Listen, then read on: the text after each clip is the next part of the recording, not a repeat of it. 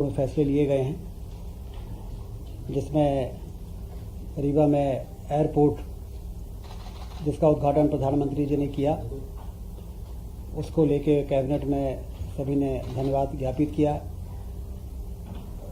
1978 के बाद मध्य प्रदेश को कोई नया एयरपोर्ट मिला है। अभी तक 5 एयरपोर्ट थे, ये 6वां है। और 46 सालों के बाद मध्य प्रदेश में उस इलाके में विंध्य क्षेत्र जहाँ पर सीमेंट हब है, पावर हब है, नेशनल पार्क्स हैं, लोगों को आने जाने के लिए सुविधा नहीं थी, अनकनेक्टेड एरिया था, वहाँ पर एक बड़ी सुविधा मिली है।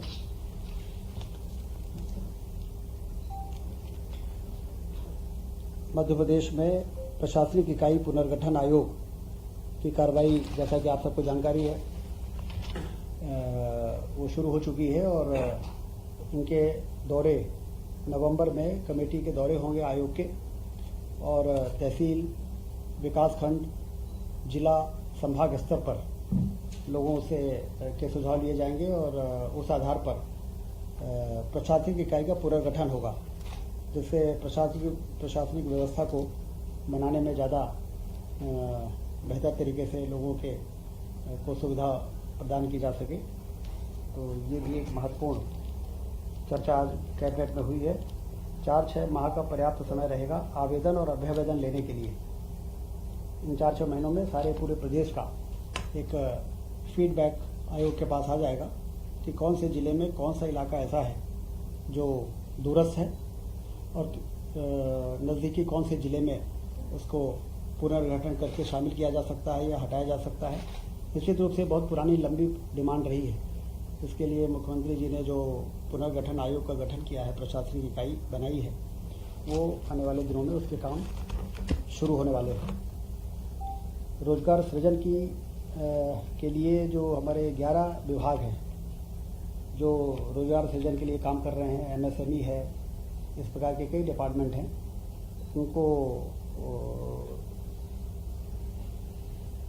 अगले 4 साल के लिए कार्य योजना बनाने के लिए उनको निर्देश दिया गया है कि 4 सालों में वो कितने रोजगार के अवसर तैयार कर सकते हैं, जहां पर लोगों को ट्रेन किया जा सके अकॉर्डिंगली और उनको वहां पर प्लेसमेंट कराया जा सके।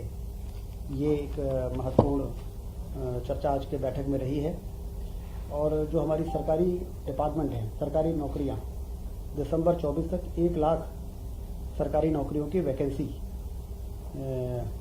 में भर्ती की प्रक्रिया शुरू होने जा रही है। एक बड़ी सुखद सूचना है बेरोजगारी को दूर करने के लिए और सरकारी विभागों में काम को और बेहतर बनाने के लिए, क्योंकि मैन पावर की कमी विभागों के परफॉर्मेंस को प्रभावित करती है। इसलिए कैबिनेट ने समय पर कई पदों की स्वीकृतियाँ की हैं। उन स्वीकृतियों की भर्ती या तो PSC से होती है या कर्मचारी चयन मंडल से होती है। तो दिसंबर 24 तक 1 लाख सरकारी नौकरियों की भर्ती की प्रक्रिया प्रारंभ करने के लिए आज कैबिनेट ने तय किया है। हाँ, आज भी एक हमारे हेल्थ डिपार्टमेंट में 7,900 पदों की स्वीकृति हुई है। 454 स्वास्थ्य उन केंद्रों पे जिसका उन्नयन या नए अस्पताल की स्थापना 2023 में की गई, जिसमें जिला अस्पताल भी हैं, सामुदायिक स्वास्थ्य केंद्र भी हैं, प्राथमिक स्वास्थ्य केंद्र भी हैं। इसमें काम उनके चल रहे हैं। उसका बिल्डिंग का स्वीकृति तो पहले ही हो गई थी। आज उन 454 केंद्रों की पदों की भी स्वीकृति हुई है 7,900। उसकी भी भर्ती की प्रक्रिया तेजी से शुरू होगी और ये सब मिला के जितने डिपार्टमेंट्स हैं उनमें 1 लाख पदों की भर्ती की प्रक्रिया PSC और कर्मचारी चयन मंडल में शुरू कर दी है। ये वो नए स्वास्थ्य केंद्र हैं जो उन्नयन के रूप में नए हैं, या 3 जो हमारे नए जिले बने थे उस समय, उसके नए जिला अस्पताल हैं। तो उनके भवन के निर्माण किसी का 50% हो गया है, किसी का 60% हो गया है। 100% उनके भवन के निर्माण पूरा होने तक वहाँ पर लगने वाला जो भी मानव संसाधन है वो उपलब्ध रहे, इसकी भर्ती की प्रक्रिया हम शुरू करने जा रहे हैं। रीवा में कल रीजनल इंडस्ट्रियल समिट हो रही है। जैसा कि मुख्यमंत्री जी का एक बहुत ही अच्छा निर्णय रहा है कि हम संभागीय मुख्यालयों में रीजनल इंडस्ट्रियल समिट करेंगे और वहाँ पर जो उत्सुक लोग हैं उनको वहाँ बुलाएंगे और वहाँ के पोटेंशियल के बारे में उनको वहीं पर चर्चा होगी। कहाँ पर मिनरल डिपॉजिट है, कहाँ पर फूड पार्क लगाया जा सकता है, कहाँ टेक्सटाइल पार्क लगाने की संभावना है, कहाँ जहाँ फार्मास्यूटिकल सेक्टर में काम हो सकता है। हमारे विंध्य में आप जानते हैं कि सीमेंट का हब है, वो 40 मिलियन टन सीमेंट बनती है, 15,000 मेगावाट कोयले से बिजली बनती है। ये वही इलाका है जहाँ 750 मेगावाट का दुनिया का सबसे बड़ा सोलर प्लांट हम लोगों ने उस समय स्थापित किया था। दिल्ली की मेट्रो उससे चलती है और नेशनल पार्क है। तो पर्यटन की भी संभावना है और निवेश की भी संभावना है। शानदार 4 लेन की सड़कें, उधर यूपी से इधर जबलपुर और झांसी और चारों तरफ विश्व स्तरीय सड़कें बन के तैयार हो गई हैं।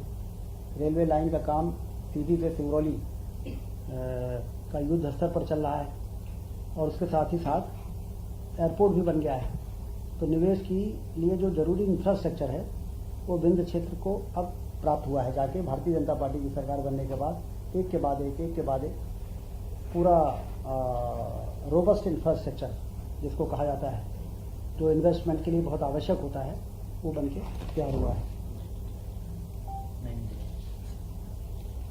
और इसमें विशेषता ये है कि जो उड़ान स्कीम जो प्रधानमंत्री जी की है, जिसमें उड़ेगा देश का आम आदमी और हवाई चप्पल पहनने वाला भी हवाई जहाज में चल सकेगा। जब उन्होंने ये बात कही थी तो लोग सोचते थे कि कैसे संभव है, लेकिन रीवा के एयरपोर्ट से जो हवाई जहाज रीवा से भोपाल आएगा, आपको जान के आश्चर्य होगा, 999 रुपये में आएगा। AC 3 टायर का किराया है 927 रुपये और हवाई जहाज का किराया है 999 रुपये। AC 2 टायर का ज़्यादा है और AC फर्स्ट का ज़्यादा है, 1600 और 2000, और हवाई जहाज का कम है। तो मोदी जी ने जो कहा था कि हवाई चप्पल पहनने वाला भी हवाई जहाज में उड़ेगा, ऐसा हम उड़ान स्कीम लाए हैं, वो रीवा के एयरपोर्ट के उद्घाटन के साथ ही वो एक सपना साकार हो रहा है। तो रीजनल इन्वेस्टर समिट की अच्छी तैयारी है और कल मुख्यमंत्री जी वहाँ पधारेंगे और देश भर के इंडस्ट्रियलिस्ट आएंगे और वहाँ पर निवेश 4000 स्टेशन वहाँ हो चुके हैं, 4000 स्टेशन हो चुके हैं। और जो बड़े इंडस्ट्रियल ग्रुप हैं, रिलायंस, हिंडाल्को, पतंजलि और ये जो हमारे सीमेंट प्लांट के हैं, डालमिया ग्रुप से लेके सारे लोग वहाँ पर आ रहे हैं और उनकी जो भी अड़चने हैं वहाँ पर चर्चा होंगी और उनका समाधान निकलेगा और निवेश का रास्ता प्रशस्त होगा। सोयाबीन उपार्जन 25 अक्टूबर से शुरू हो चुका है और 3,44,000 किसानों ने पंजीयन कराया है। 4,892 रुपये प्रति क्विंटल की जो MSP की दर है, उससे पहली बार प्रदेश में खरीदी हो रही है। किसान बड़े उत्साह के साथ खरीदी केंद्रों में जा रहे हैं और अपना पंजीयन करा रहे हैं। हाँ, पंजीयन में काफ़ी उत्साह है। पंजीयन हो गया मतलब तैयारी है उनकी बिक्री और खरीदने की। इंडियन रोड कांग्रेस का आयोजन पिछले दिनों गडकरी जी आए थे और 7 रोड 9,369 करोड़ की स्वीकृत हो चुकी है। भोपाल से कानपुर वाया सागर बहुप्रतीक्षित मार्ग है, क्योंकि सागर जाते समय लोगों को लगता था कि चारों तरफ 4 लेन की सड़क बन गई है, भोपाल से सागर क्यों नहीं बनी। तो अब सागर से लेकर कानपुर तक, जिसमें सागर का बाईपास भी शामिल रहेगा, ये एक बड़ा काम मंजूर हुआ है। और उसके साथ ही 27 रोड ऐसी हैं जिसकी लागत है 20,403 करोड़ की, उसकी स्वीकृति भी प्रदान की जा रही है। माइनिंग कॉन्क्लेव भी हुआ भोपाल में 17-18 अक्टूबर को राष्ट्रीय कॉन्क्लेव का आयोजन हुआ है। इसमें भी काफ़ी अच्छा रिस्पांस रहा है और 11 औद्योगिक घरानों ने 19,000 करोड़ से अधिक के निवेश के प्रस्ताव प्राप्त हुए। इसकी भी चर्चा हुई है आज की कैबिनेट में। दीपावली पर्व के कारण माह अक्टूबर का वेतन 28 अक्टूबर को विक्रम होगा, जिससे कि दीपावली में उनको सुविधा रहे।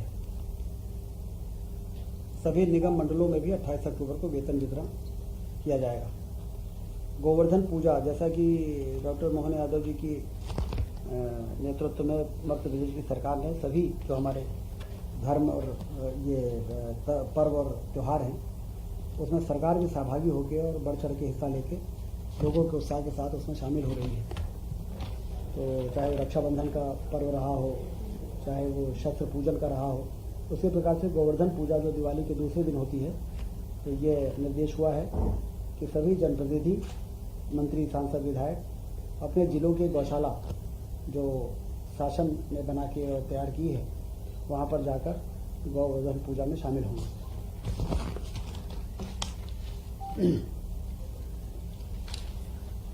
सिंघस 2028 में होना है और उसके लिए हमेशा से भव्य तैयारियां होती रही हैं, लेकिन अवैध कॉलोनी, अतिक्रमण और समस्या इस प्रकार की बातें भी आती रही हैं। इसलिए मुख्यमंत्री जी ने ये फैसला किया है, कैबिनेट ने उसको अनुमोदन किया है कि हम वहाँ पर प्लॉटिंग करेंगे और रोड और नाली ये डेवलपमेंट अथॉरिटी बनाएगी और कम से कम 5 बीघा जमीन हम उन अखाड़ों को या महामंडलेश्वर का जो संस्थाएं हैं उनको हम 5 बीघा जमीन देंगे, जिसमें कि निर्माण वो 1 बीघा में ही कर पाएंगे। बाकी ओपन एरिया रहेगा जहाँ पर यज्ञ होगा, हवन होगा, प्रवचन होंगे। तो एक सिस्टमेटिक तरीके से भविष्य में सिंघस का आयोजन होता रहेगा और बार बार हमें इंफ्रास्ट्रक्चर बनाना नहीं पड़ेगा और ये भी शिकायत नहीं आएगी कि कहीं अतिक्रमण हो गया है या कहीं पर अतिक्रमण के नाम पर हम लोगों को हटाने की कोशिश करें। तो इतनी ज़मीन के अलॉटमेंट के बाद सबका स्थान निश्चित रहेगा और एक व्यवस्थित तरीके से इस बार का संघर्ष भी और आने वाले दिनों में भी संघर्ष का आयोजन हो सकेगा, ये मंशा है। हाँ, सभी अखाड़े जो जिनके भी आवेदन आते हैं किसी को भी सभी को एडजस्ट किया जाएगा। 5 बीघा प्रति अखाड़ा, 5 बीघा प्रति अखाड़ा, हाँ। और उसमें 1 बीघा में निर्माण करेंगे, पूरे में निर्माण कर लेंगे तो फिर रोड में फिर बाकी काम होता है तो फिर ट्रैफिक प्रभावित होता है। ये इसमें विशेष है कि आवासीय और कमर्शियल एक्टिविटी उन प्लॉट में वो नहीं कर पाएंगे, वो प्रतिबंधित रहेगा। आवासीय और कमर्शियल, सिर्फ धार्मिक कार्यक्रम जो समय समय पर पर्वों के त्योहार आते हैं उसमें वो कर सकेंगे। आज एक और बहुत ही महत्वपूर्ण निर्णय हुआ है। प्रदेश के 12,670 जो मिनी आंगनबाड़ी केंद्र थे उनका उन्नयन हुआ है पूर्ण आंगनबाड़ी केंद्रों में। तो जो मिनी आंगनबाड़ी केंद्र होते हैं वहाँ पर सहायिका का पद नहीं होता, एक आंगनबाड़ी कार्यकर्ता का होता था। अब पूर्ण आंगनबाड़ी हो जाने से 12,670 पद तो ये सृजित हो जाएंगे और 476 पर्यवेक्षक, क्योंकि जब ये पूर्ण हो गए तो 25 आंगनबाड़ियों पे जो एक सुपरवाइजर होता है तो उसके हिसाब से 476 सुपरवाइजर के पद भी सैंक्शन आज कैबिनेट ने किया है और इससे 213 करोड़ रुपए का आर्थिक वार्षिक व्यय आएगा, जिसमें से 179 करोड़ राज्य शासन भार उठाएगा और केंद्र से 34 करोड़ रुपए की सहायता मिलेगी।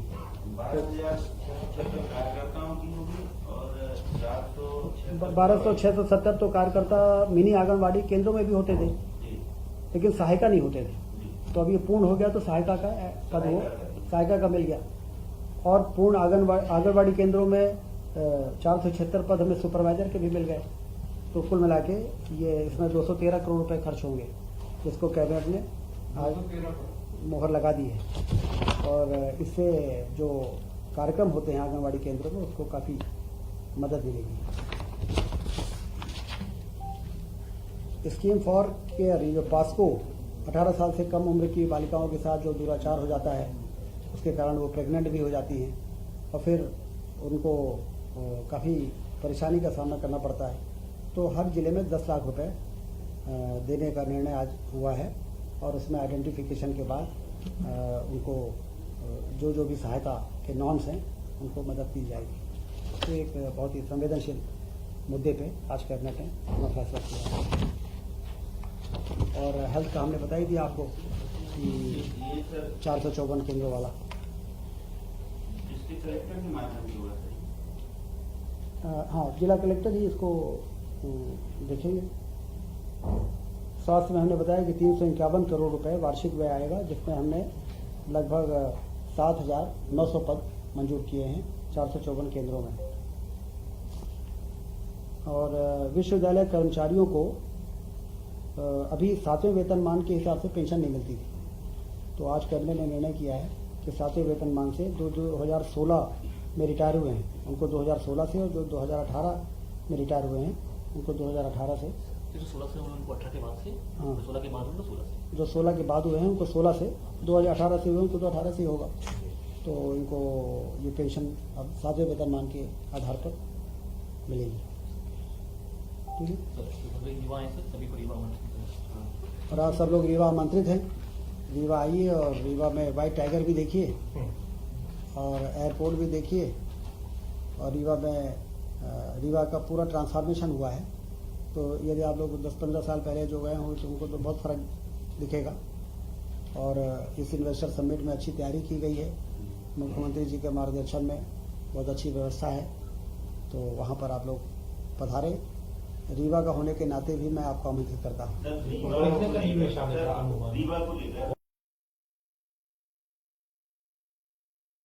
अब ये तो कल ही 4000 निवेशक आ रहे हैं, तो आप ये मानिए कि अच्छा निवेश होगा। सर ये जो भी इन्वेस्टर समिट होती है प्रेजेंटेशन बहुत अच्छा होता है, लेकिन मैच्योर नहीं हो पाती चीजें। इस बार आप लोग ऐसा क्या कर रहे हैं ताकि चीजें मैच्योर हों और ज्यादा से ज्यादा निवेश आए? देखिए, इन्वेस्टर समिट होना तो शुरू हुआ जब से भारतीय जनता पार्टी की सरकार बनी। पहले इन्वेस्टर समिट इसलिए नहीं हो पाते थे कि मध्य प्रदेश में चलने लायक सड़कें नहीं रहती थी, गांव अंधेरे में डूबे रहते थे, पावर सरप्लस स्टेट नहीं था।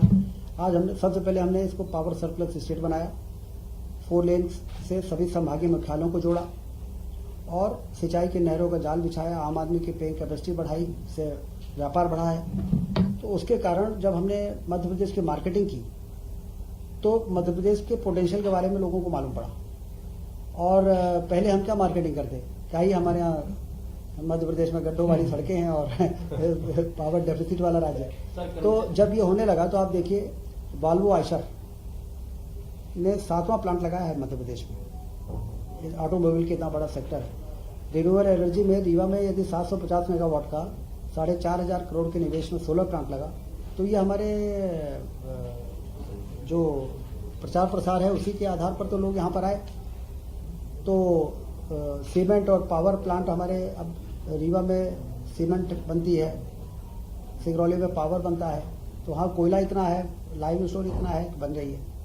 तो खनिज संपदा भी होनी चाहिए और इंफ्रास्ट्रक्चर भी होना चाहिए और हमारी इंडस्ट्रियल पॉलिसी भी अच्छी होनी चाहिए, सिंगल विंडो सिस्टम होना चाहिए, ईज ऑफ डूइंग बिजनेस जैसा वातावरण होना चाहिए।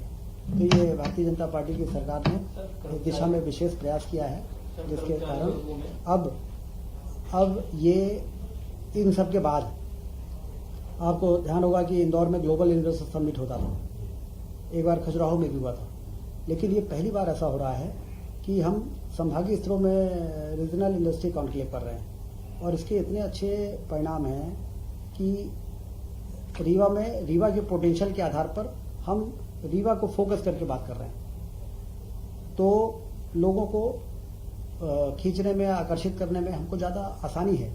और यदि हम बड़े समूह में करते हैं तो उस समय वो आवश्यक था, लेकिन अब मध्य प्रदेश जिस स्थिति में पहुंच चुका है तो अब ये बहुत प्रासंगिक हो गया है, सामयिक है।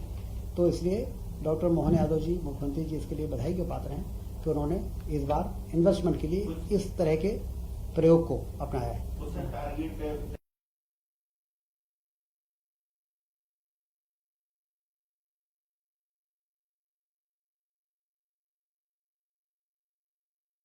इंडस्ट्री लगाएंगे, सरकार क्यों उनको इस प्रकार के आयोजन करती है? क्योंकि हमें बेरोजगारी दूर करने के लिए अपने नौजवानों को वहां पर रोजगार के अवसर तैयार करना है।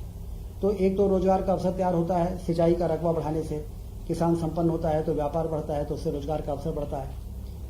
और दूसरा, पर्यटन की क्रांति हो जाए, टूरिज्म इतना बढ़ जाए। अब दुनिया में बहुत से ऐसे देश हैं जहां पर एक सुई नहीं बनती है निर्माण के नाम, मैन्युफैक्चरिंग के नाम पर, लेकिन उनकी अर्थव्यवस्था बहुत अच्छी है। तो औद्योगिक क्रांति, तो औद्योगिक क्रांति के लिए इस प्रकार के निवेश के आयोजन किए जाएं, लोगों को आमंत्रित किया जाए, बुलाया जाए, रेड कार्पेट बिछाया जाए कि आइए और आप लोगों को यहाँ पर हम जमीन देंगे, पानी देंगे, बिजली देंगे, सब्सिडी देंगे, आप हमारे क्यों? इसके पीछे उद्देश्य यही है कि जब वो इंडस्ट्री लगाएंगे तो रोजगार के अवसर तैयार होंगे तो हमारे यहाँ के लोगों को रोजगार मिलेगा।